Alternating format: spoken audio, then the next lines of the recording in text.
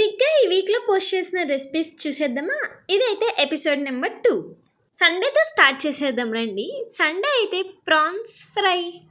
ఇంకా Sunday non veg తినేసి Monday అయితే పప్పు.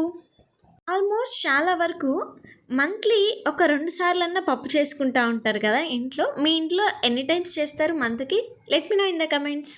ఇంకా ట్యూస్డేకి వచ్చేసరికి కొన్ని వెజ్జీస్ కలిపి ఇలా వెజిటేబుల్ పులిహోర. ఫస్ట్ టైం వింటున్నారా? అయితే ఒకసారి ట్రై చేసేయండి. ఇంకా వెన్ కమ్స్ టు వెనస్డే, ఇదైతే హెల్దీగా ఉండే సిర్రాకు ఆమ్లెట్ రెసిపీ.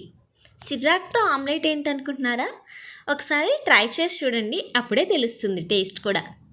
తర్వాత థర్స్డేకి వచ్చేసి సింపుల్ ప్రాసెస్లో క్యారెట్ ఫ్రై. ఫ్రైడేకి వచ్చేసరికి వంకాయతో పప్పు.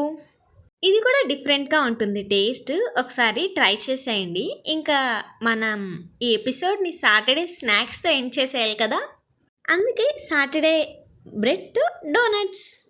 ఇదైతే ఊరికే రెసిపీ చెప్పడం కాదండి, ఎలా చేయాలి ఎలా చేయకూడదని కూడా డీటెయిల్గా ఎక్స్ప్లెయిన్ చేశాను, ఒకసారి చూసేయండి. నచ్చితే లైక్ చేసి ఛానల్ని సబ్స్క్రైబ్ చేసుకోండి. Thank you for watching.